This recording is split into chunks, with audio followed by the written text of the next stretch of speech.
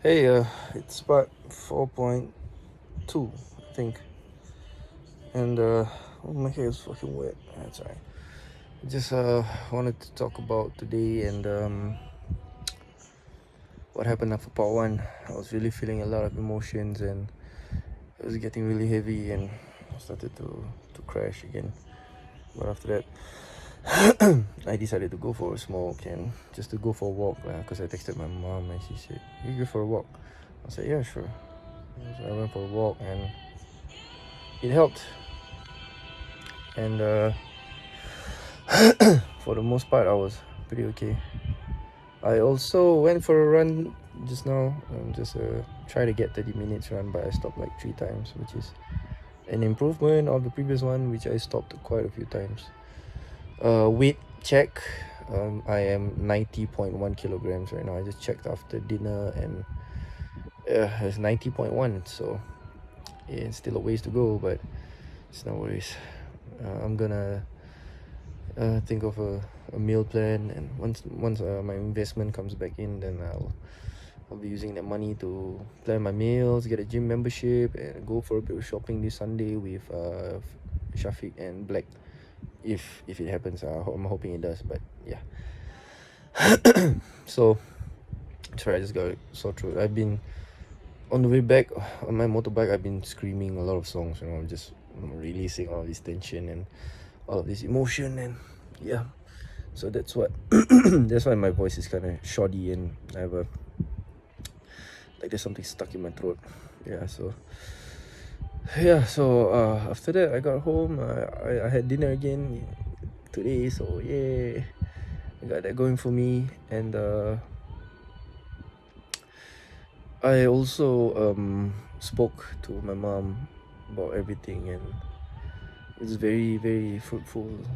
And I just opened up about everything and why I think that I always want Reina to be the one. And about, yeah, I told her that I'm going for therapy slash counseling. I mean, it's not really the same thing, but it's similar. So I guess I'll call it counseling, coaching.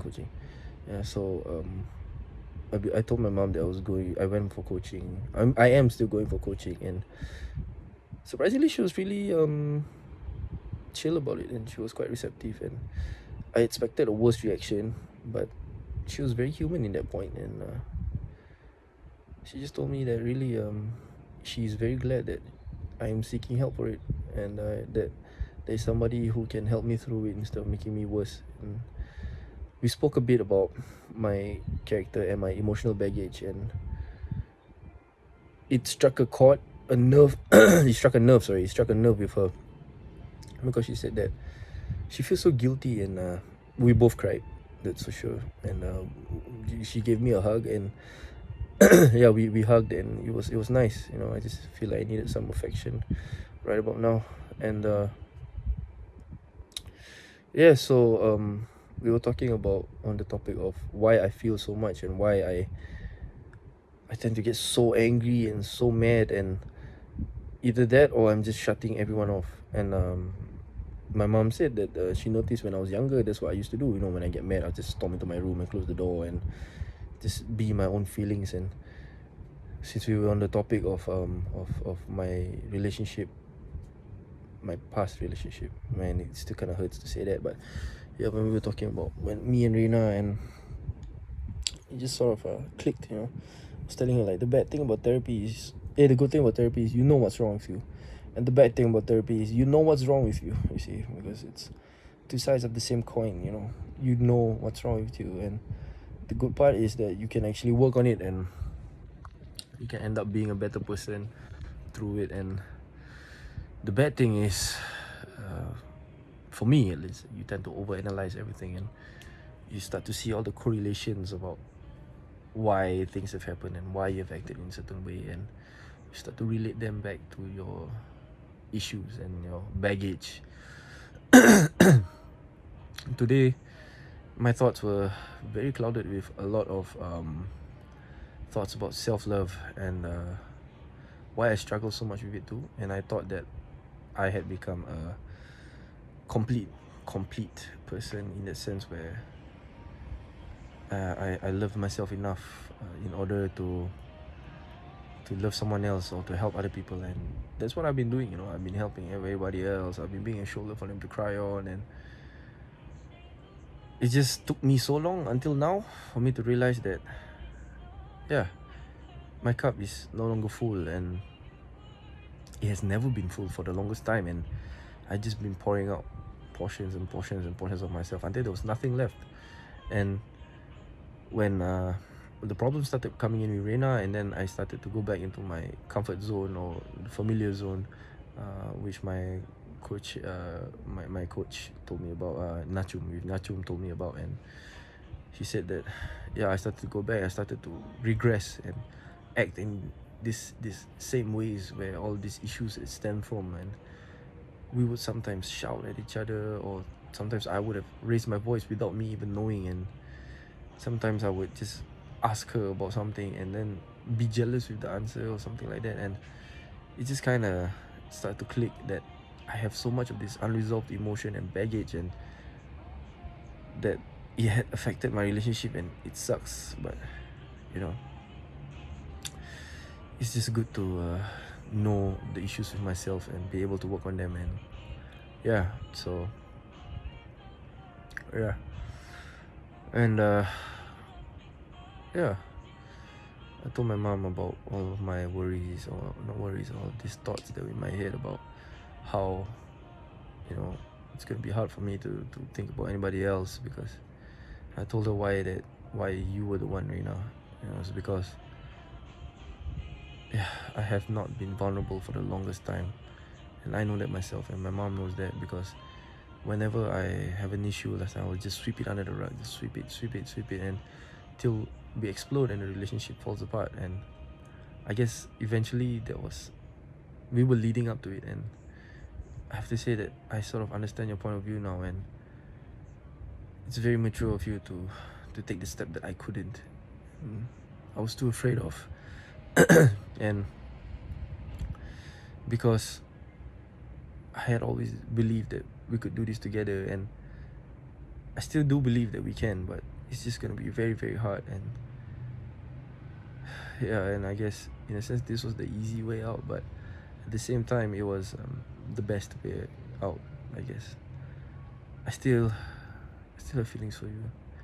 I still have so much things I want to do right, but I keep telling myself that in order for me to even have a chance about thinking about that, or have a chance of actually doing that, I need to make sure that I am at my best. And right now there are so many things that I would like to work on, and yeah, they mainly involve self-love, and it involves me accepting who I am, because I know that I unwillingly projected my body insecurities onto you. And because when I was speaking to my mom, I knew that I'm unhappy. I still know that I'm unhappy with how I look, and with the things that I can't change, like my face and just my like my height and shit like that.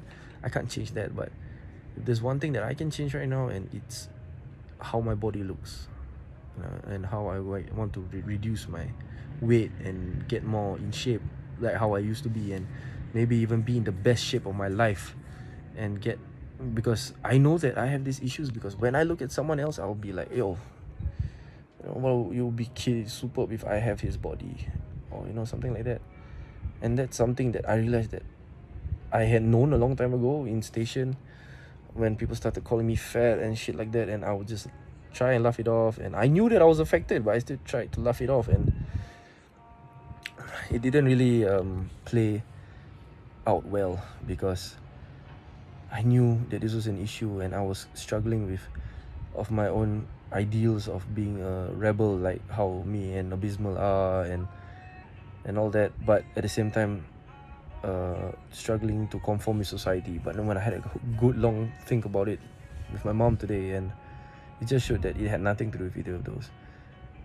I guess it was just clouding my judgment, but at the end of the day, it was more of how I feel I'm happy with myself. And right now I'm not happy. It's gonna take a long while for me to lose all of this fat and get back into shape and all that, but right now I know that I'm not happy, because as much as I say that, what, fuck society and fuck what they think and what that, and all that mumbo jumbo, and yes, I still believe in that, but at the core of it, there is this feeling of me not being able to accept how my body is, and how I would have actually, I actually feel like I was depending on you to push me, which was wrong. I should have wanted to do it myself, and my mom was emphasizing on that, like, if you want to change, if you want to be better, you have to do it for yourself. And I guess that was on my part. I sort of, I depended on you, and depended on your mom's meal plan, like on getting your mom's meal plan, and I was just pushing it back to the end of the month because no money and blah blah blah. And actually, it was all about how badly I wanted it. And it sucks that I realized it just now after we have ended, but I guess that's the memory I'm going to attach to this. That's the meaning I'm going to attach to this memory. It's about growth and self-love, and learning to be the best version of yourself, and learning to accept who you are and love everything about yourself, and change the parts where we can change, that we are in control of, and just make ourselves happy again, and work on it, and just be happy with ourselves, and be you can look in the mirror and fully see yourself, and you know deep down and on the outside that you do love every inch of yourself. And that's the positive memory that I'm going to attach to this, and that's the positive reason that I'm going to attach to this. And I still do hope that we meet one day, once we are the best people, and we can do this right, and I can deal with all of my emotional, that I've dealt with my emotional baggage, and you have too. And that, yeah, and there's just so much emotional baggage. I told mom about my relationship with dad, and at first, initially, I could see that she was a bit taken aback, but after a while she was like, oh yeah, she understands. And she cried because she said that she wished that she would have spent our childhood enjoying our childhood, instead of just being so worried and so angry all the time. And that made me cry too, because yeah, no parent should ever go through that. And I just told my mom, like, yeah, there are no ill feelings towards her mom or dad, because I'm still very grateful for the way they brought me up. And yeah, dad isn't my definition of a father figure, but he definitely is a father figure. He definitely is a father, and he's trying now, and I appreciate that. And I don't want to take any credit away from him. And mom just showed me a side of her that I'd never seen before. About a struggling parent at the time, struggling parents at the time, and about money issues and all that. And yeah, and I just, right now, mom doesn't hold any ill feelings towards you. In fact, she was like, wow, this girl's really mature. Maybe she did what was best for the both of us right now, making this decision of separating from each other so that we can work on ourselves. And I want to be in a place where I can meet you once again and fall in love and reconcile and do this right, and we can ask each other about all of the things we did in between, and all that. And yeah, I wouldn't get angry, or I wouldn't have any other emotion other than, wow, happiness. And yeah, happiness and sorry, happiness and pride that we made this journey, and we did the things that we needed to do to make ourselves better. And yeah, I still do think about you fucking around with other guys and whatnot, but right now it's on the back burner. It doesn't really affect me as much. I still do think about it, but then again, that's your decision, and I'm taking what you say at face value, like what Nachum told me. If you had any love, respect, honesty, and cared for me truly during this relationship, that I should, at the very least, take it at face value, because I realized that I have doubted some of the things that you said at times, and I denied it. You know it, babe. Sorry, you know it, Reina. And yeah, and that was just my emotional baggage, you know, just trust.